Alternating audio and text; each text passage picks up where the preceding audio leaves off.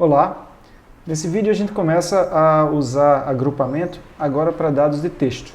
Então o desafio é usar as técnicas que nós conversamos até agora, especificamente o uso de agrupamento com caminhos e a análise de números de grupos diferentes para escolher um bom capa, escolher um bom agrupamento num conjunto de dados, mas a gente vai dar dois passos a mais. A gente vai dar um passo primeiro para usar dados textuais e segundo a gente vai usar dados bem mais realistas. Eu vou pegar dados aqui de um exemplo que não é tão sintético, tão bem comportado e pequeno como os anteriores. Tá? Então algumas coisas que vão ser diferentes nessa análise que a gente vai fazer juntos, que é preciso que você atente, acho que é útil que você atente quando a gente estiver andando, é que a análise ela vai ter muito mais decisões de análise relacionadas à natureza dos dados, e segundo que os dados vão ter uma dimensão muito maior. Os dados são dados que a gente não consegue mais entender em duas dimensões, visualizar em duas dimensões de maneira confortável como eram os dados da filmografia de Scarlett Johansson ou dos dados sintéticos que eu usei. Tá? Vai ser bem importante para andar aqui que você esteja familiarizado com a vetorização de um texto em um vetor de TF-DF dos termos, né? TF-DF de termos. Então, se você estiver precisando lembrar alguma coisa disso, volta lá no vídeo sobre isso. Vou considerar que está tudo fresquinho na sua memória aqui.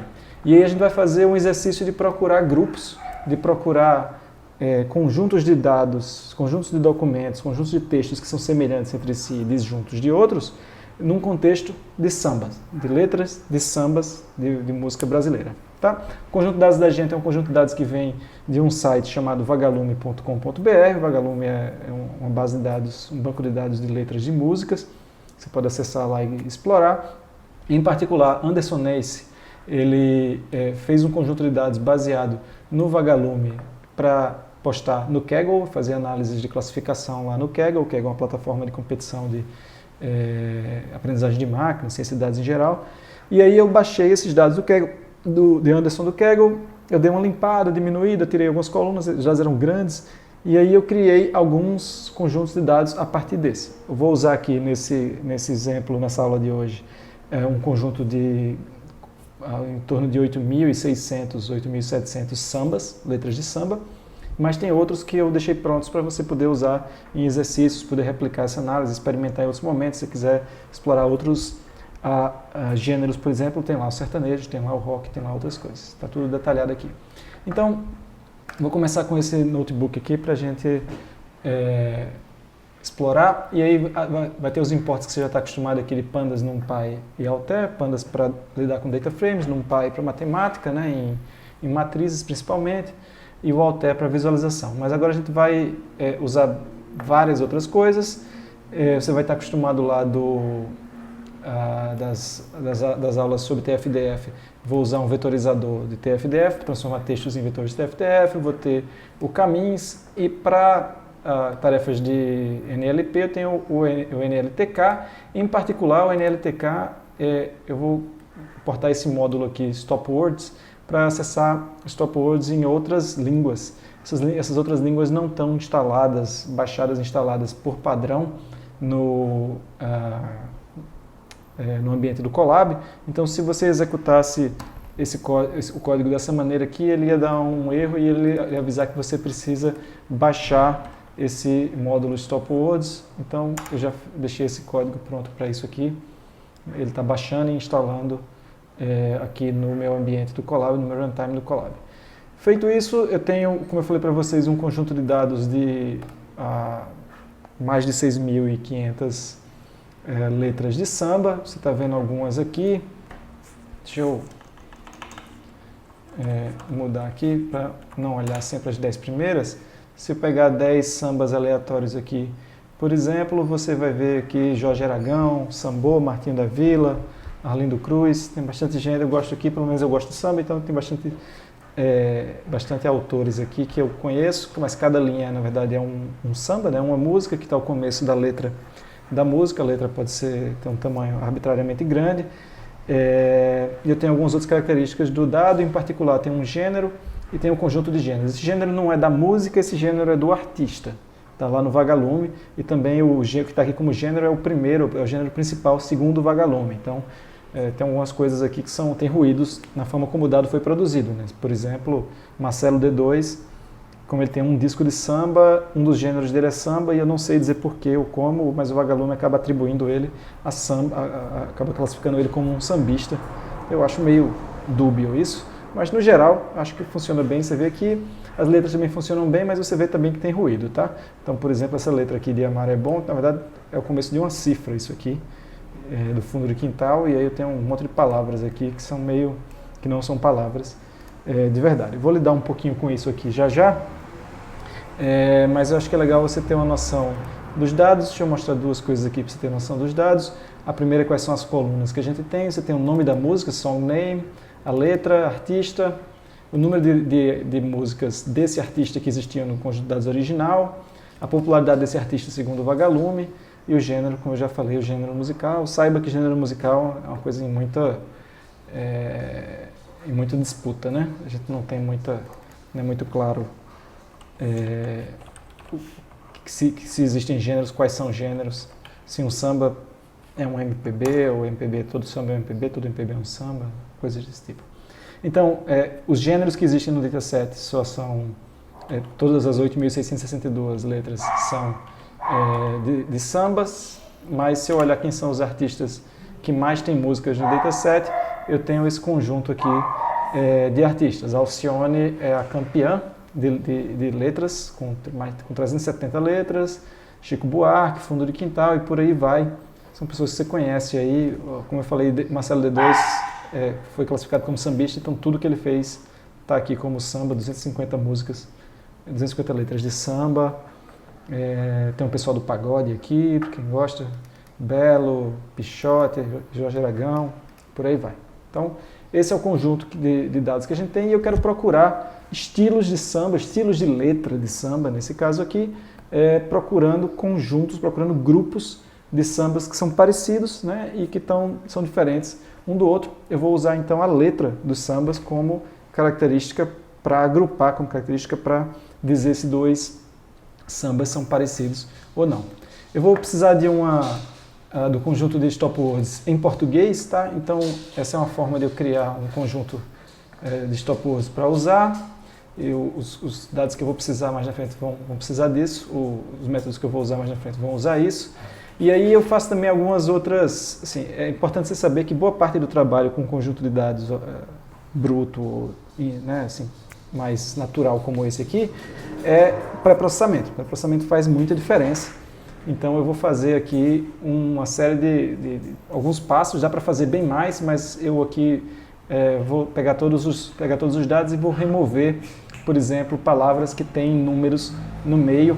Com isso eu acho que eu consigo remover boa parte dos acordes que eu tenho em situações de cifras que aparecem no meio do texto, ou outros símbolos que podem ser inesperados. Aqui está um exemplo, então, por exemplo, de 5 letras. Depois que eu fiz essa primeira limpeza, você tem aqui o texto das 5. Você vê que eu não me preocupei com caixa alta ou baixa, porque o vetorizador depois cuida disso, mas eu tirei palavras mais bizarras. Eu acho que elas não estão aqui mais, tá? Então, eu tirei palavras com tamanho 2 ou menos. Eu sei que isso vai me prejudicar, porque eu vou tirar pó, vou tirar mas a verdade é que tem muito acorde também que eu quis limpar. Você pode brincar com isso aqui depois e ver como diferentes decisões de design, diferentes decisões de pré-processamento afetam seu agrupamento mais, sua análise mais na frente. Esse é um exercício bem legal de se fazer.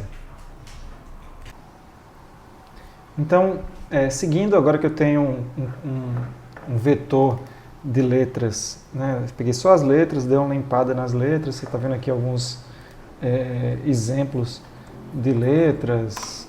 Vou tirar outras aqui. A gente pode... rodei tudo de novo. A gente pode ir adiante agora, transformar esse texto aqui num vetor de características do texto, né? Vetorizar o texto em características que eu vou usar para comparar dois textos. A técnica que a gente vai usar para fazer isso é a que a gente usou até agora, por último, no curso. Essa não é a única técnica possível, a gente vai ver outras formas mais na frente, mas por hora eu quero usar exatamente o que vocês usaram anteriormente no texto, com alguns tweaks, algumas modificações, porque isso é um conjunto de dados razoavelmente grande, eu tenho 8.000 e tantos documentos, então eu vou fazer algumas diferenças aqui. Eu vou criar um vetorizador que vai me retornar um vetor TF-DF, né, de TFs e DFs para termos para cada uma das letras, para cada um dos documentos. Só que eu vou dizer que eu só quero termos que aparecem no mínimo em 5 documentos, evitar que o número de termos que eu tenho exploda muito, o tamanho do meu vetor exploda muito. Eu também vou descartar palavras que aparecem em mais do que 90% dos documentos, porque eu acho que essas são palavras que não me ajudam a separar um documento do outro. Tá? Vai ter coisas que são comuns demais. Eu não vou ter limite para o número de termos resultante. Você pode brincar depois aqui com mudar essa quantidade de termos e pegar apenas 200 termos, 300, 1.000 termos. Você pode escolher os termos. Eu vou dizer quais são as stop words que eu estou usando, são aquelas de português lá em cima. Tá? E eu vou dizer que eu quero n-gramas de tamanho 1 e 2, então unigramas e bigramas. Você pode experimentar aqui também aumentando outros tamanhos, incluindo outros tamanhos de n-gramas, tá? Criado esse vetorizador, eu aplico ele. Aí essa interface é a interface comum a todos os modelos do scikit-learn, né? Eu faço um fit, nesse caso aqui eu faço fit e transformo ao mesmo tempo. Então eu vou gerar aqui como resultado o vetor de textos, um vetor que tem um elemento para cada texto, e nesse elemento eu tenho uma lista que tem um vetor para cada elemento, uma lista de vetores, uma para cada uma das minhas letras, e esse vetor vai ter uma quantidade de elementos. A quantidade de elementos é o número de palavras que o Vetorizer escolhe, né, constrói. No meu caso aqui vão ser 24.000 palavras, então cada documento aqui vai ser representado por 24.000 termos com TF-DF respectivo. Tá? Por exemplo, algumas palavras que foram usadas, está aqui o começo das palavras, né, em ordem alfabética aqui, abacaxi, abaeté, e aí daí por diante. Então, agora tendo um vetor de textos, né, uma lista de textos vetorizadas, o texto vetorizado aqui, que no caso eu não estou visualizando ele porque ele é uma matriz esparsa e tem uma estrutura de dados particular que não vai criar a lista completa de 8.000 e tanto por 24.000 termos. Né? Tem uma forma mais eficaz de representar isso do que ter a lista de 8.000 documentos por 24.000 termos. E aí eu tenho a lista também das palavras que representam cada um dos 24.000 termos que são usados em cada um dos documentos. Bom, agora de posse então dessa representação, né, estruturada e numérica dos documentos, eu posso aplicar um algoritmo de análise aos documentos, um deles sendo esse de um algoritmo de agrupamento. Tá? A gente vai fazer um processo análogo ao que a gente já fez antes, de agrupamento e de busca, de experimentar com diferentes números de K, diferentes valores de K, para encontrar um número de grupos que parece que tem grupos coesos e distintos entre si. Esse código aqui é semelhante ao que a gente viu no vídeo passado. Tá? Eu vou criar um data frame aqui para guardar para diferentes valores de K que eu vou executar, qual é a soma das distâncias quadráticas de cada um dos pontos ao centro do seu grupo. Quanto menor for esse somatório, mais coesos estão os grupos. Portanto, aí tem uma diferença, contudo, entre o código que a gente usou na última aula e o código que eu vou usar agora. Eu posso rodar dessa maneira aqui, esse é exatamente o código que a gente executou da última vez, mas esse código aqui ele demora um tanto razoável para rodar, porque o Caminhos ele cresce, a complexidade dele cresce com o número de pontos. Você precisa em cada iteração do algoritmo comparar cada um dos pontos com todos os centros de cluster que existem, né, e decidir a que cluster cada um desses pontos pertence, depois na etapa seguinte você precisa calcular o centro dos pontos que são atribuídos a cada um dos clusters. Isso é razoavelmente, não é tão mal quanto outros algoritmos de agrupamento, mas isso demora, isso cresce com o número de pontos. Como eu tenho aqui 8.000 pontos por 24.000 características, então isso demora pra caramba para rodar, e aí eu vou usar uma outra implementação do K-means que tem no scikit-learn, chamado mini-batch K-means, tá? A diferença do K-means para o mini-batch K-means é que o mini-batch ele usa subconjuntos dos dados para modificar as posições dos centros, dos centroides, dos clusters iterativamente. Então ele não leva em conta todos os pontos, ele vai usar 2.000 pontos para reajustar os centroides em cada etapa do agrupamento, e se você procurar depois sobre o mini-batch K-means lá no scikit-learn, a própria documentação do scikit-learn mostra que os resultados são muito, muito parecidos para o mini-batch e para o K-means mais tradicional, que é o que a gente usou da última vez. Bom, eu vou executar em cada uma das vezes, vou até deixar executando aqui, porque isso demora um pouquinho. Vou variar o K aqui de 1 até 17, em cada uma em cada iteração aqui eu vou rodar o K-means, eu vou calcular qual é o SSD da solução do K-means que foi executada, e eu vou salvar isso nesse data frame de qualidade, e depois aqui embaixo eu uso o alter para plotar essa qualidade em função do K. Então está aqui, esse é um conjunto de dados onde a estrutura de dados fica menos óbvia, né, do que no dado anterior que a gente usou lá, que era um conjunto de dados bem comportados, feitos quase para mostrar agrupamento, e a gente vê que tem mas dá para ver alguns pontos aqui de inflexão ainda assim, né? Quando eu saio de 1 para 2 grupos, a soma das distâncias cai bastante, 2 para 3 cai, 3 para 4 cai pouco, mas volta a cair de 4 para 5, 5 para 6, 6 para 7, e aí eu acho, se você olhar aqui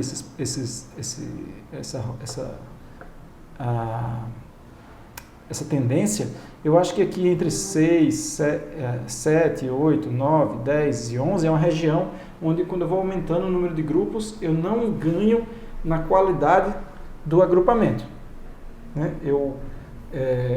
A qualidade do agrupamento ela fica quase constante. Tem essa subida aí no 8, que parece ser uma perturbação local aqui, mas você vê que tem uma região, um platô, uma região meio plana ali entre o 7 e o 11. Então eu vou considerar que 7 me parece ser uma boa solução, um bom número de grupos aqui, a partir do qual eu ganho pouco, pelo menos indo até 11.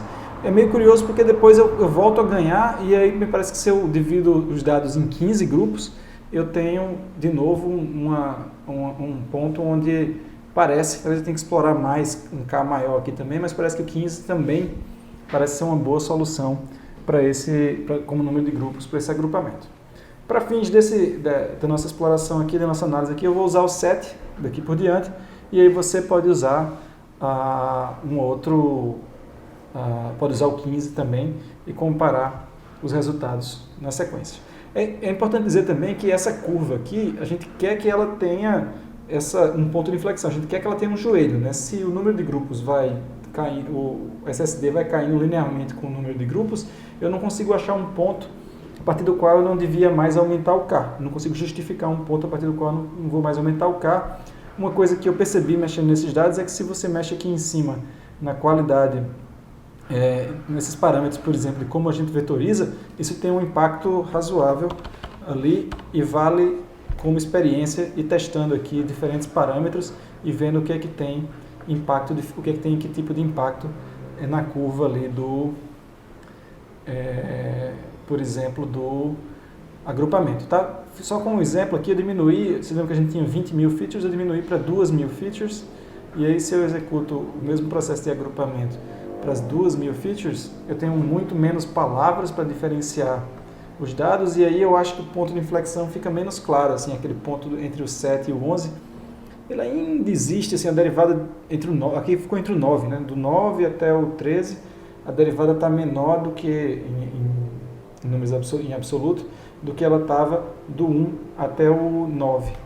Mas eu acho que fica menos claro, então eu preferi deixar mais termos aqui, você pode experimentar também com esse maxdf, mindf e ver o número de n gramas que você quer considerar e ver o efeito disso. Bom, eu já executei aqui e aí eu já sei que eram 7 grupos que a gente queria usar. Vou pular um pouquinho e vou rodar aqui, de fato, o código que a gente está acostumado para executar. Vou até executar, poderia executar o caminho normal, mas deixa eu executar o mini batch para ficar igual à solução ali de cima. Tá? Ele roda super rápido aqui. E aí eu produzi aqui, vejam só, deixa eu colocar aqui para a gente ver. Letras, G,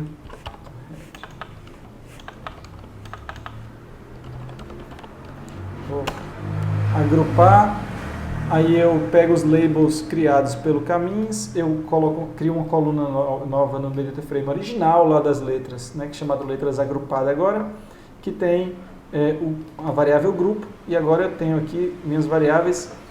Por exemplo, aqui tem essa música de Elza Soares, chamada Firmeza, que faz parte do grupo 2. Então, o agrupamento de letras de músicas colocou essa letra aqui no mesmo grupo que, por exemplo, essa outra música de Jorge Benjor.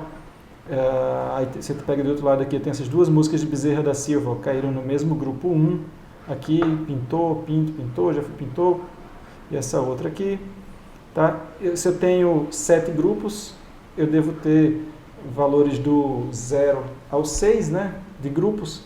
A gente pode olhar aqui, por exemplo, então, acho que o próximo passo é a gente olhar que grupos foram esses que a gente produziu. Né? Eu gerei grupos, escolhi o número de grupos a serem usados com base nas técnicas que a gente vinha falando antes. O próximo passo agora é interpretar esses grupos, é ver o que esses grupos querem me dizer, ou o que é que eu posso entender dos dados a partir desses grupos.